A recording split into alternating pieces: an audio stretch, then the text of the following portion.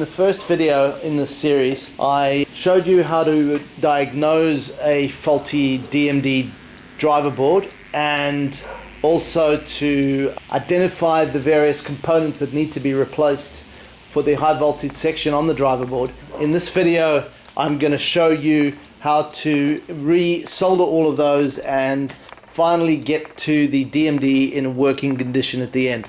So I'm going to start by putting these capacitors in place for C4 and C5.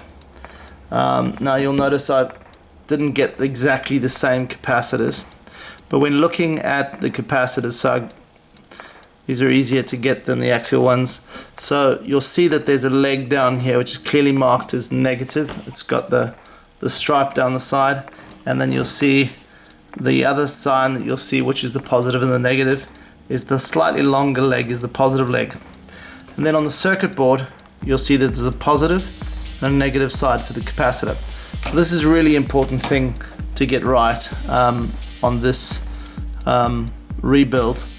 So let us first start by getting that in place, making sure that I get the positive lead in the positive hole, and get that across, and bend this down just a little bit for the negative lead.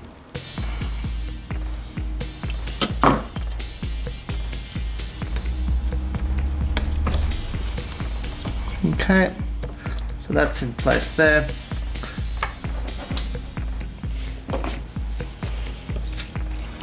Okay, so with the capacitors in place,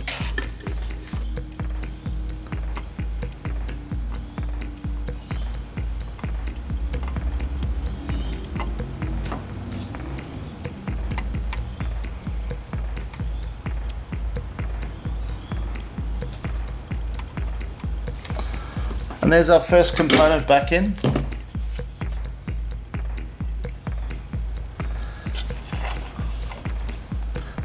Capacitor C4 back in. We'll do exactly the same. Again, just making sure positive versus negative capacitor legs going in there. Turn it over and solder those in.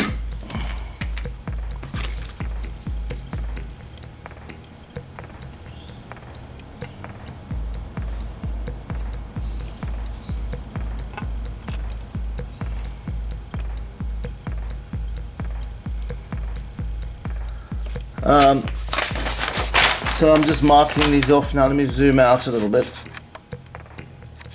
as we go. So that's that. Now let's get, I think the trickier bits to get in are going to be the transistors potentially, and the resistors, but I think apart from these, it doesn't really matter which way the components actually go in. It's only the capacitors you've really got to worry about. So I tend to start with those first. 6, C10 and C9. These are slightly smaller than the original ones that are taken out, so those should go in easily. Just going to pop these in, and then I'm going to bend the legs over at the back.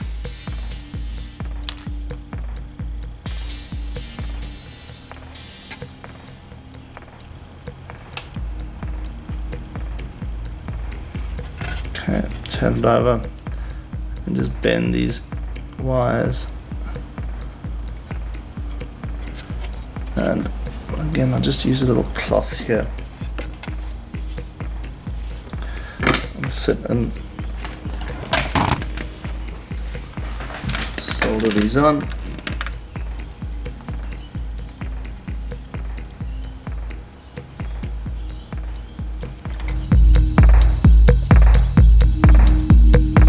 That's those three on. Just tick them off the lifts. C6, C9. Okay. let's go and do these resistors in here. R13, 6, R12 and R3. These are all the same components of 47k ohm. So we've got 4 of those. 2.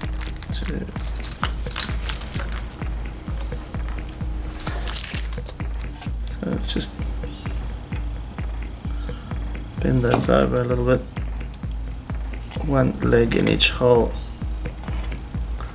Pop it through. Bend it over. Okay. So flip that over. Again, just bend the legs out a bit. Make sure that that stays in place. And then just solder them in place. Okay, so I've bent the legs over on the other side. Clean the tip of my soldering iron.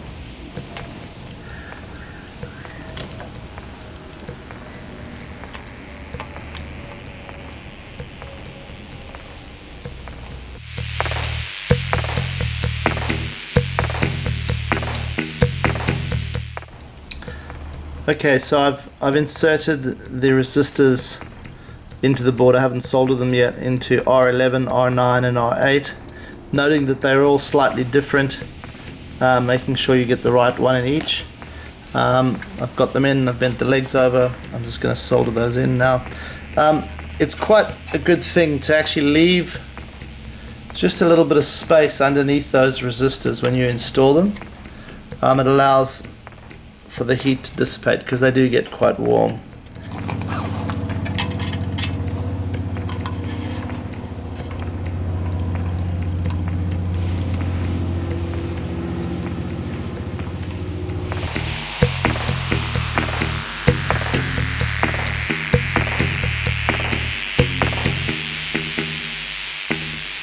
There's the resistors in, bent back. Let's go to my list.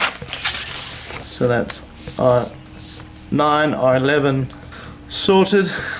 The next one's to do some of the diodes and the other resistors. So we've got R4 and R5. Those are pretty easy. I'll pop those in quickly.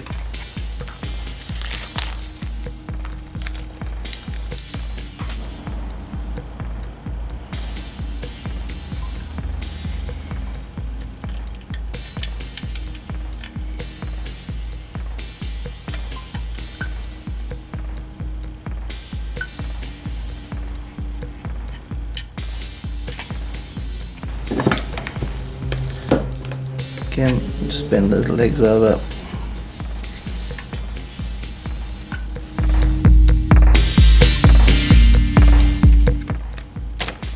R4, R5. So you can see all the resistors now and capacitors are in. Just got diodes and transistors to put in. It's all looking pretty good and hasn't taken too long, so far so good.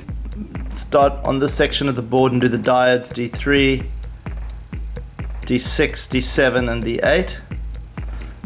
With the diodes you've got to be careful obviously that you get the polarity right, so you want to put the banded side, it's clearly marked, so it's on the left hand side of each of the on the circuit. It's always the band is going on the left hand side. Now some of these are easy to do, some of them not so much.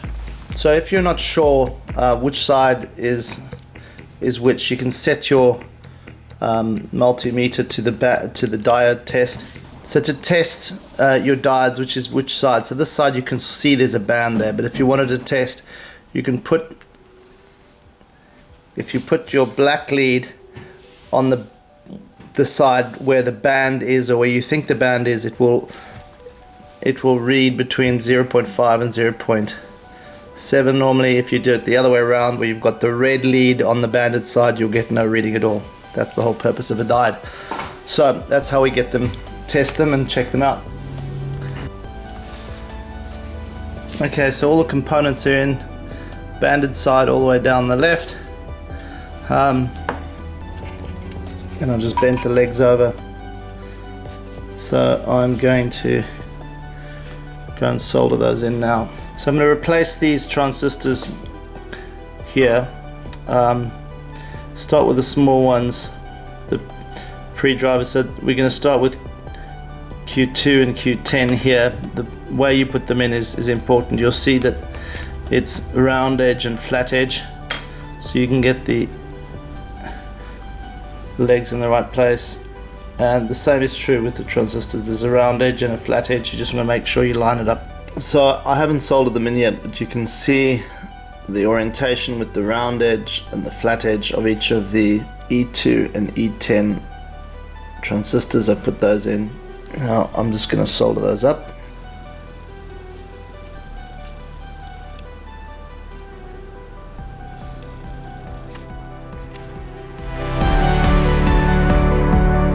Here we go. Those are all soldered on.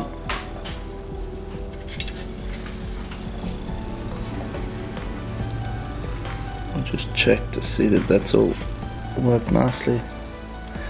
Move on to these Q5 and Q4, and if my calculations are correct, I've got these two plus 3 transistors with the heat sinks to go, and then I'm done.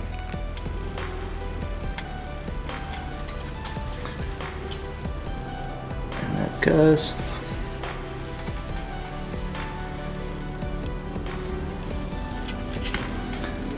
It's in there.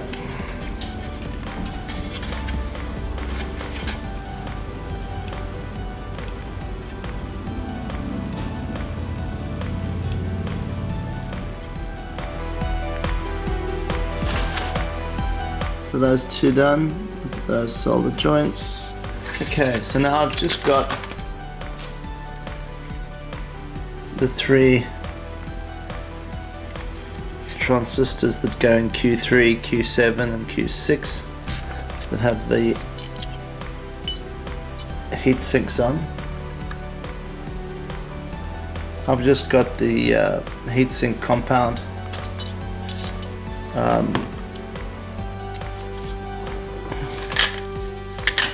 So I'm going to start. I'm not sure whether it's actually better to put this on first before or after fitting the transistor, but I suspect it's after. So I'm going to solder these on. There's a bit of the way that these work is there's actually a little bit of play here. So once you've got it on, you can adjust the height of where the screw fits in through the transistor. So I'm hopeful that I'm going to put the transistor in first and then have room for attaching this, and I'll be able to put the heatsink adhesive on and go from there.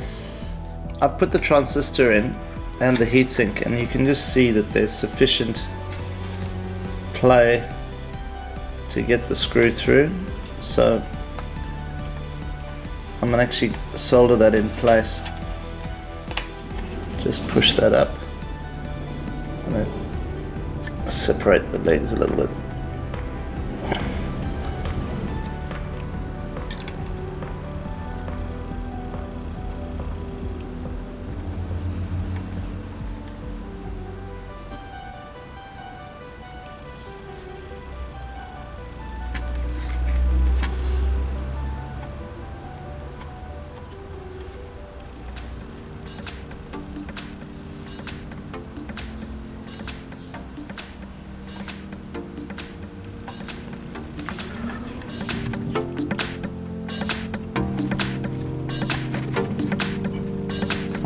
Let's have a look and see what it looks like on the other side.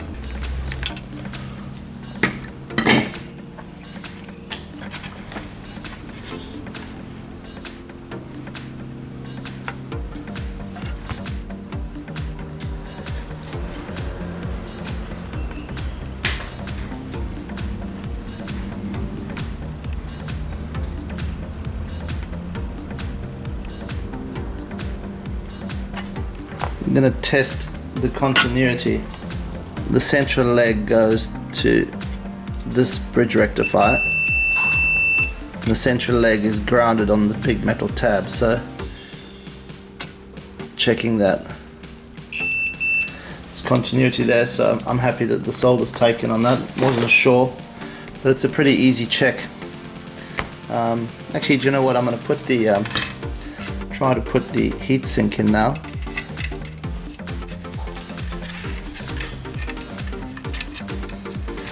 Get that heatsink going, and get the heatsink on with the compound. So if you remember, we just bent those legs back, so I'm just gonna bend each of these little legs on the heatsink.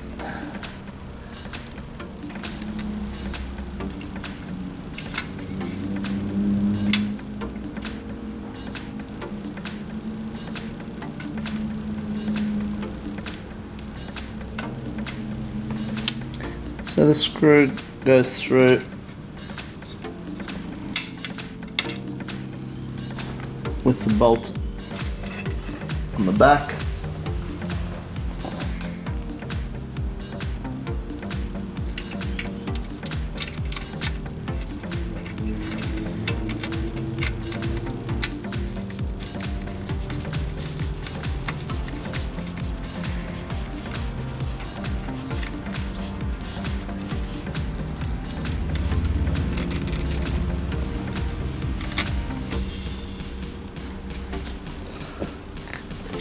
There you go, that's pretty easy to do. Probably put a little bit too much on. So I'm going to get a little Q-tip and just clean that up.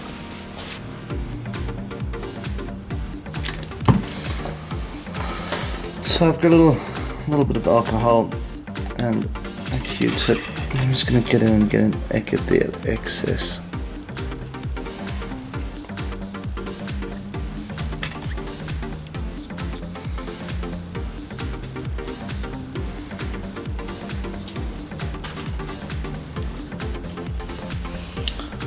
Okay, that doesn't look too bad. So that's the Q's in. Now we've just got Q3, Q7 to go.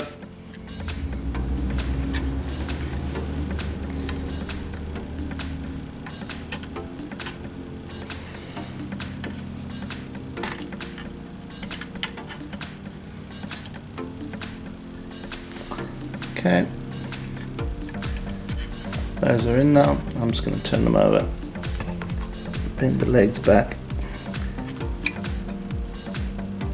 and solder those in place.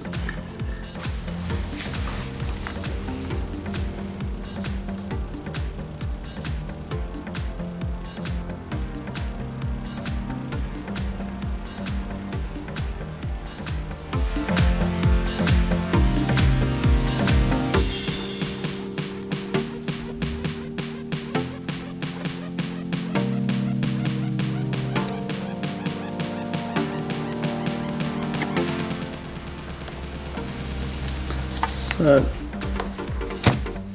there's one leg I'm a little worried about here, which is on the Q3 one. I'm not sure if, can't really see if the solder has come through, so I'm just going to check the continuity of these.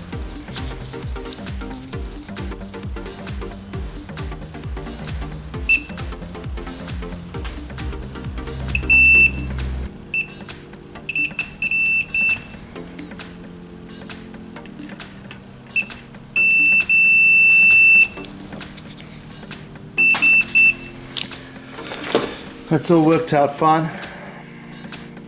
So now I'll just put the heatsink on, and remembering not to put too much of that this in. Just get the two heat sinks here. See which one goes where.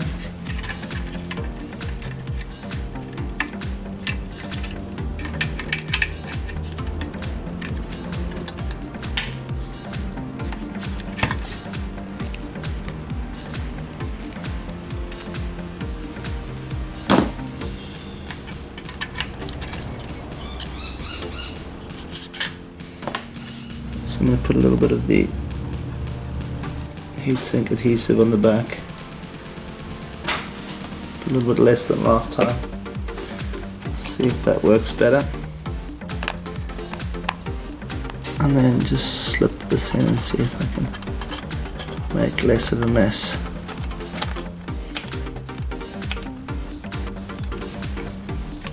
That's that one. I'll just bend these.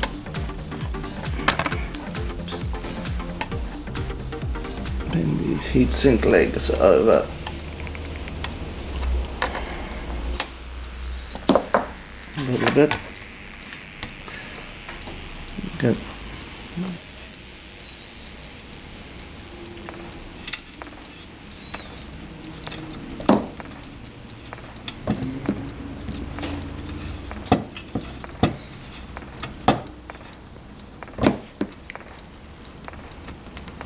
Still a bit of a mess down the side, but not much.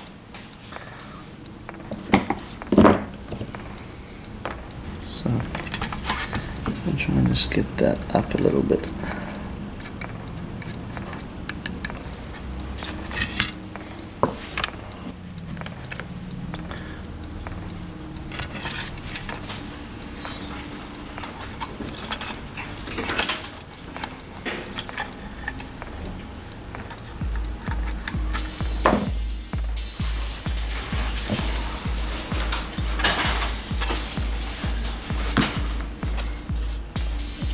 Legs through that.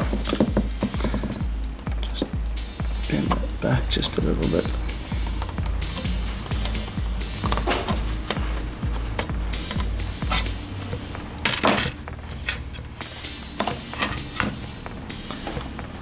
And this is the last thing I've got to do. Is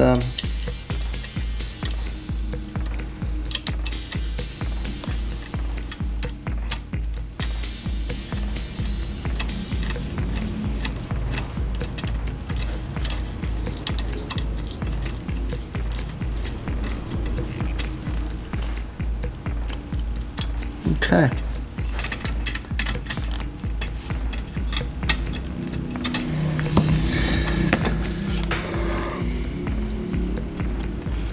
So that's the board rebuilt.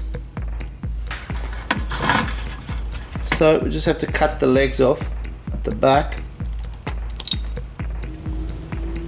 So all the soldering done.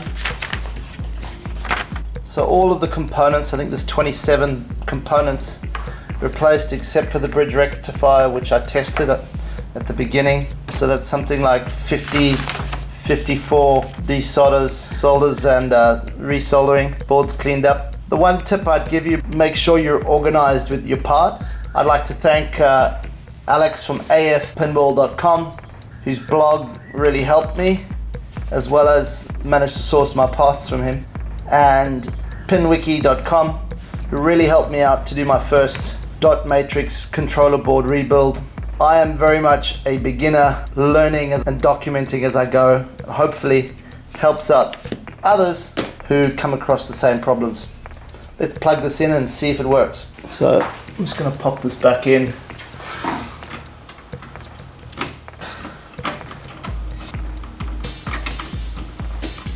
So just popping in all the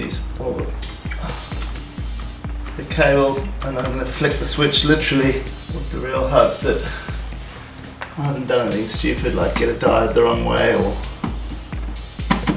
it's difficult to get the transistors in the wrong way, I think, but diodes I think would be really easy, and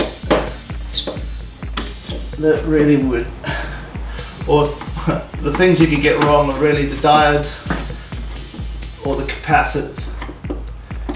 If you've got those the wrong way around, it's going to go pop.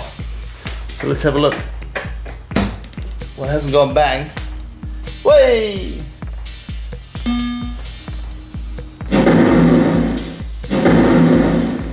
That looks fantastic. So really happy about that. My first dot matrix controller board rebuild, and it's working a treat. Well, thanks very much for watching. It sounds really sick to be asking for subscriptions or comments, but really that's the only way I know if anyone's actually watching. Let me know what you think of these. I'm just a newbie learning as I go and recording as I go in the hope that it saves somebody else some time.